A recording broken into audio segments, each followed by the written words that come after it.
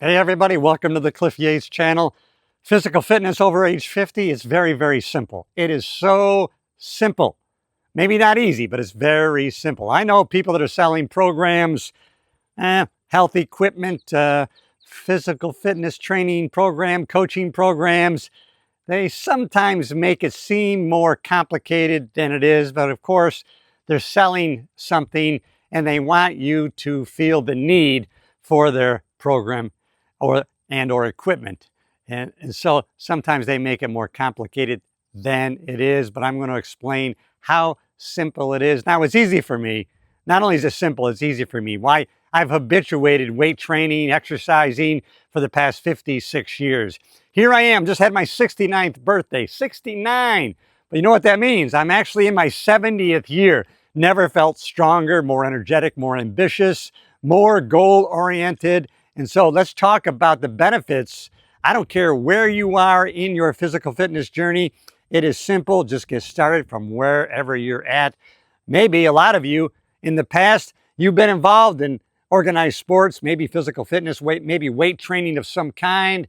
Maybe you played sports and maybe you got away from it. You got away from training and you want to get back into training. Or maybe you just let it slide. Or maybe you're all brand new to the program, which is even better.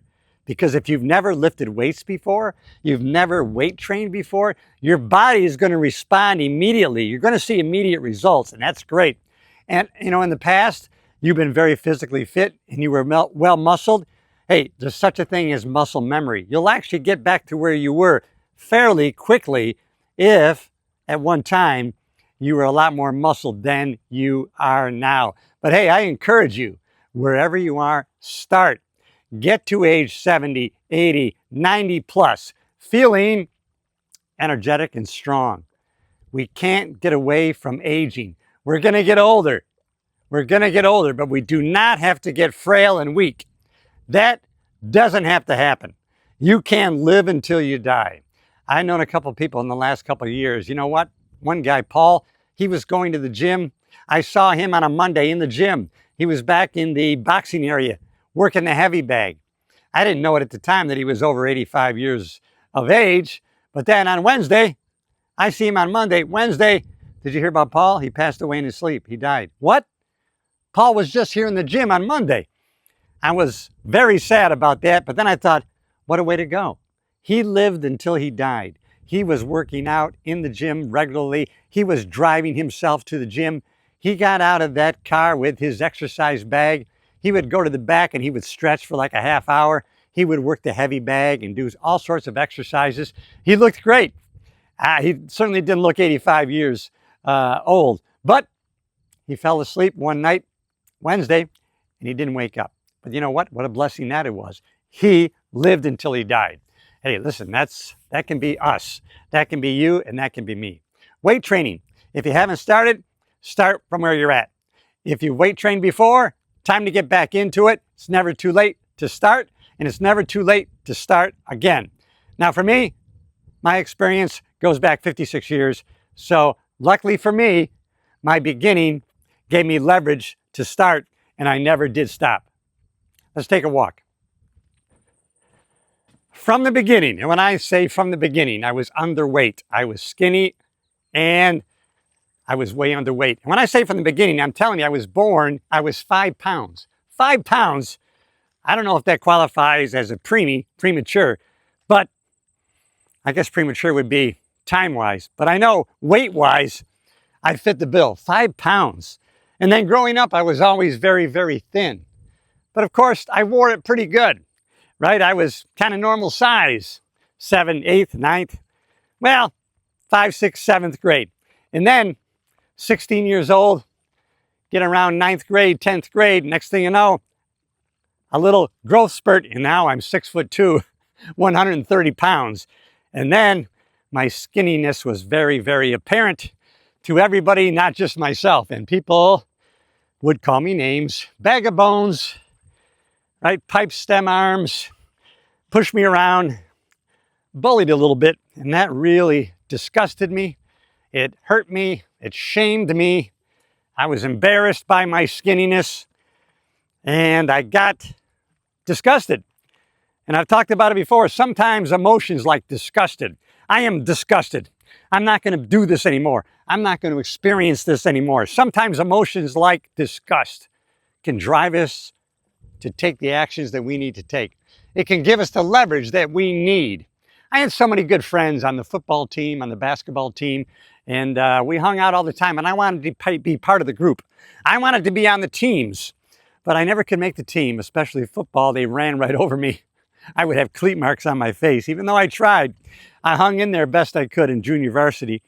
In basketball, I didn't make it, but they asked me to call the games, to be the announcer for the games. And that was really where my skill and talent was, and I leaned into that. But definitely, I got leverage on myself to get bigger. I said, I'm not going to be skinny anymore. And so I had an English teacher. She came back from a European trip, and she gave me a bodybuilding magazine. At the same time, the football coach said, listen, Cliff, the weights are down here. After school, get down here and start lifting weights. I'll never forget, Frank Ruane, the football coach, said, Cliff, Rome was not built in a day. I'll never forget that. And then once I got that first bodybuilding magazine, then I got them all. Then I got Muscle and Fitness. I got Strength and Health, Powerlifting magazine. And I just kept reading the articles over and over again. Yeah, I didn't get to the point where I read a magazine, I was reading them. And most of them came out once a month.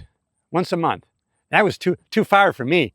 I would read those magazines over and over again. At the same time, little did I know I was using visualization. So I would see the pictures of these bodybuilders and powerlifters. Okay, what is their routines? What kind of weights are they lifting? How do you get bigger in size? What are they doing as far as exercises? What are they eating? And you know, in all these magazines, they tell you exactly what the routine is. They tell you exactly what they're eating. And so I would try to model those routines, and I would try to model those meals. But I found out pretty quickly that I couldn't eat a lot of solid food.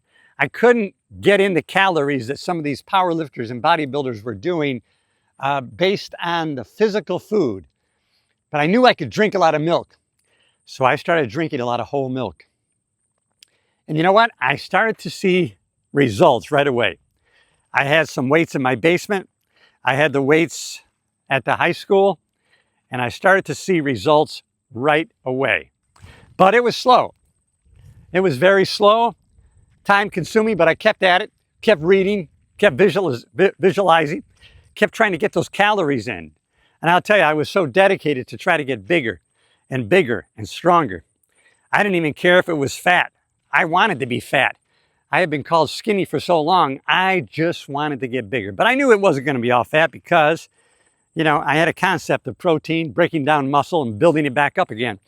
And so I was starting to learn all sorts of methodologies for breaking muscle down and building muscle back up with nutrition. But like I said, I couldn't get a lot of solid food down, but I learned real quick that I could drink a lot of milk. And I was working in a grocery store, so I had access to a lot of milk. So I would drink 6 quarts of whole milk a day. When I worked at the grocery store, I drank 6 quarts of milk a day. I would drink a quart of milk before I got to the grocery store in the morning, usually with 4 to 5 eggs. Then on my early break, I would have a quart of milk, drink the whole quart. And then for lunch, I would drink another quart. And then on the afternoon break, I drank another quart. And then when I left at night, that would be 5 quarts. On my last one, then I would try to have at least 1 quart of milk before going to bed. So I got 6 quarts of whole milk in a day. What is that? 1.5 gallons of whole milk. And then I would try to lift as heavy weights as I could. And just trying to get size. That's what I was really concerned with, getting size. And then from age 18 to 19, right after I graduated high school, still skinny, still 6'2". I started at 130, but I was starting to gain some size. I was getting up there around 140-ish, right? 145 maybe when I graduated. And then 1 year after I graduated, I was going to a commercial gym in Rochester and still piling on the milk. And I had a job now where I could pay for all of my whole milk expenses. And then in 1 year, I gained 50 pounds. I went from 140 to 190.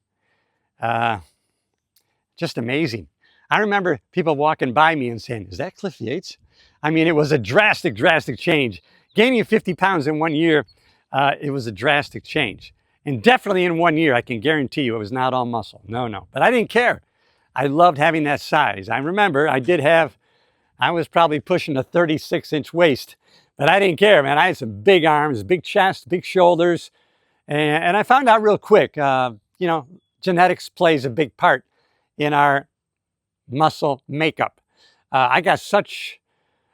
I was so into bodybuilding magazines, and I went to a couple bodybuilding shows. I went to a Mr. America down in Harrisburg, Pennsylvania, and watched the bodybuilding competition live. I went to York, Pennsylvania, where they made the barbells. I mean, I was really into it. And man, I was squatting with some good friends of mine. I mean, I wrapped my legs and I would squat, and we would do leg presses till we almost puked. And you know what? I saw some friends of mine, they never lifted a weight in their life, and their legs were twice as big as mine. So I knew right away, genetically, I was not going to make it as a bodybuilder. And at the time, I had no idea about steroids, that all these professional bodybuilders were on steroids. I had no exposure to that until I got to Los Angeles and I started working for the LA County Sheriff's Department and working out at Gold's Gym in Venice, and just being around professional bodybuilders. And that was so amazing, because all of a sudden, when I got to LA, age 26, and working out at Gold's Gym, now I'm around the same bodybuilders that I had been watching in magazines in my high school and reading the articles about them. And here they were in Gold's Gym, and I'm working out right next to them. And of course, they're on steroids and they're gigantic. And ego-wise, that can be very troublesome. Matter of fact, I had a fellow deputy sheriff that I worked out with in the LA County Jail, and he was a competitive bodybuilder. And he and I were workout partners. And like I said, he competed in the Mr. LA all the time. Well, he was on steroids. So ego-wise, it was like, he did his bench press of 315, and then we got to take a couple plates off. And if I was lucky, I could do 2 1/4 a couple times. And so ego-wise, it was like, wow, I was exposed to the opportunity to take steroids. I never did it. A little voice in my head said, don't do it. Do not do it. You're not going to compete. You already know that. Genetically, you don't have the symmetry. And that's all about, bodybuilding is about symmetry. You have to be balanced in a certain way. And I'm not balanced, even to today. Even today, I'm not balanced. My upper body is, even though I'm lean right now, my upper body looks like I could be 180, but my legs look like I'm probably 160. But my legs are strong. I don't miss a leg workout. I work them out hard. Even though people will ask me, don't you ever work your legs? I never miss a leg day because I know that's my weakness. But that's my background and how I was able to gather the knowledge over the past 56 years on training and working out. There's so many exercises you can do for the shoulders, so many exercises you can do for the arms, triceps and biceps. The information is out there. You don't need a coach. You don't need a trainer. However, you know what? If you're new to working out with weights, you're just getting into a gym, it's a little bit intimidating. It's not that expensive. Get a trainer for 1 month, or maybe even a week, 2 weeks. I would say do it for a month is all you need. Then you're going to know where all the equipment is, what the equipment does. Your trainer's going to try to give you some kind of, hey, this is a good way. You can do a push-pull day. You can do upper body one day, lower body here. You can do chest back one day, shoulders, arms the next day, legs the third, and you can repeat. Or, a lot of times people on the internet and powers that be or those in the know, they would suggest if you're over age 60 that, you only need to really do weight training maybe twice a week. And the rest of the week you can walk and do other kinds of things. But, me, I've habituated and I love weight training and weight resistance so much. I have to work out at least 4 to 5 days a week. Now, as you can tell, I'm on an island here. So sometimes you might find yourself in a position where you don't have access to weights or any fancy equipment, there's so much that you can do without weights or fancy equipment. You can do all sorts of body weight exercises. Maybe you're traveling or in a different country, you just find yourself where a gym is not available. There's so much you can do with body weight. Just some really essential movements like body squats, push-ups at different angles, varying the angles of your arms, maybe some isometric biceps and triceps, and you can get a great workout without a lot of weights or equipment. Now, on the island here, I have weights. I have free weights here. I have a pulley system for triceps extensions, for pull-ups, and working my back. And then I have dumbbells I can do shoulders, and I can do deadlifts with dumbbells. I got a barbell here. I can do deadlifts that way. And you know, with a barbell and a dumbbell, you can just about do anything you need. I can do squats with the dumbbell, and or I can do front squats with my barbell, and I can do lunges here on the dock, and I can do body squats. So I get it done. No matter what, I get it done. And I jump rope, and I'll tell you what, I've never felt more energetic, more fit, and more strong as I do now at age 69, or as is the factual case, I'm in my 70th year, which is hard to believe, hard to stomach, hard to say, but it is true. And I would encourage you, why not get into your 70th year or your 80th year? How about your 90th year and you're jumping up and down off the floor with your grandkids? That's a great place to be, physically and mentally too. It's really a combination of a mental game and a physical game. Your physical game affects your mental game, and your mental game is in control of your physical game. A lot of times you get out of bed and your mind says, let's go get him. And your body says, I don't want to get out of bed. You got to override that shit. You got to say, never again will you say that to me, body. Never again. I'm going to drag you right now to the nutrition store. I'm going to drag you into the gym, and I'm going to punish you. Never again, when I get up in the morning and I say, let's get after it, are you going to tell me I can't get out of bed? Oh no, you're going to get out of bed. So your body is subservient to your mind. You know that. So the mind comes first, then the body. The body is a servant of the mind. Your mind can tell you where to go and what to do. Our body's going to carry us. Our body is going to sustain our life. It's going to support our vigor and all our travels later on in life. And we're going to live until we die. We can do it. Weight training, physical fitness, so simple. So simple. Maybe not easy, but it is simple. And all the information is there. Let's face it, in this day of ChatGPT and AI, you can ask any question you want about nutrition, exercise programs. Hey, I'm alone on an island and I need a workout routine for my upper body. Hey, I'm alone on an island with no equipment. I need a workout routine for my legs. And you know what? AI, ChatGPT, they're going to spit out a routine for you in about 6 seconds that's really going to be a good routine. But the fact is, you got to do it. The strategy works if you work it. And I would encourage you to do it. There's no greater joy than knowing, wow, I'm in my 70th year and I feel powerful, strong, enthusiastic. Ambition is my middle name. And I say that because of sometimes what I see around me. I see people younger than me, number one, that die. Number two, that are shuffling along. They've lost half a step or two. They're obese, they're diabetic, and they're on death's door. Not me, and I imagine not you. Doesn't have to be you. Start from where you're at. If you're 400 pounds and overweight, start there. If you're 300 pounds and overweight, start there. Nutrition is real easy. It all comes down to protein, fats, carbohydrates, and you know what? Start limiting your sugars. Stay away from the chemically altered oils. Eat plants and animals, and you're going to be okay. Try to eat the best plants and animals you can. You're going to eat meat, try to get the best. You know, trying to find out what was really organic. You kind of have to become an expert on the labels.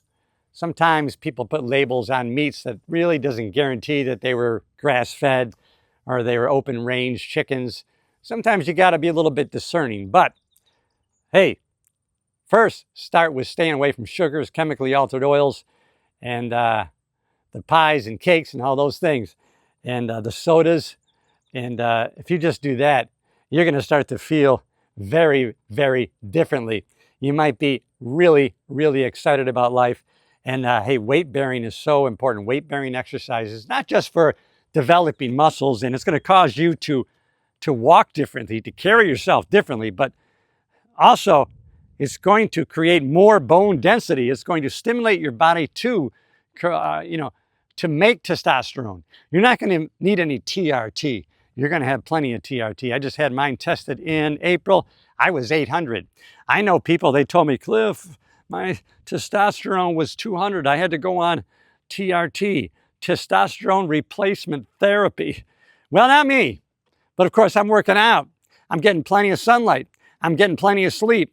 I'm constantly learning. I am lifting heavy weights every once in a while. I am deadlifting. I am sprinting. And you might say, I don't want any part of that. That's okay.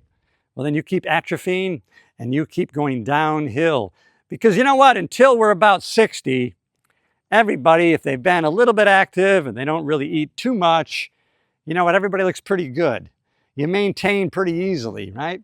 If you were, maybe you were in high school sports or college sports and you're not an overeater, you look pretty good in your shirt, your pants, you know what? But if you don't do any exercises as far as weight training at all, then you start to get to be 60 and boom, you're going to have a steep, steep decline. But not you. You're a high achiever. You're a peak performer. You got it together. I'm proud of you. I want to encourage you. Keep doing what you're doing. And you know what you need to be doing. And I have faith that you're going to do it. Carry on. Follow me.